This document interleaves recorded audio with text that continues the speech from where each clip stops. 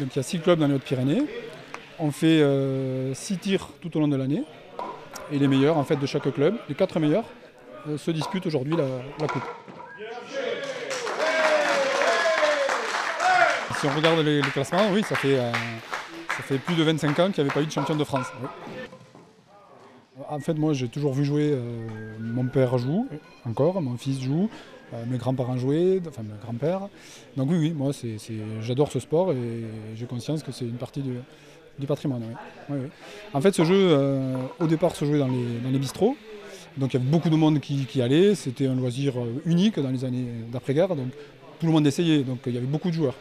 Maintenant, les bistrots ont disparu, dans les campagnes en tout cas. Les aires de jeu ont disparu. Donc c'est vrai que c'est difficile de trouver de nouveaux joueurs. Beaucoup de gens nous disent ah bon, mais j'ai jamais vu ça. Alors moi je leur dis en plaisantant, mais c'est normal, ça fait que 400 ans que ça existe. Donc. Mais dans les Hautes-Pyrénées par exemple, la plupart des joueurs que vous voyez ici ne connaissaient pas ce jeu. Et un jour, voilà, en suivant un copain, un camarade, ils en ont entendu parler, donc ils sont venus sans connaître ce jeu. Bien sûr, je me suis entraîné. Après, en finale, il y a 16 joueurs qui sont qualifiés. Donc il faut se qualifier dans les 4 derniers. Les 4 derniers font une finale. Donc voilà, après c'est un petit peu comme tous les sports, il faut un petit peu de chance le jour J. Voilà, moi j'étais pas forcément le meilleur joueur ce jour-là, mais le plus régulier, donc voilà, ça m'a permis de gagner.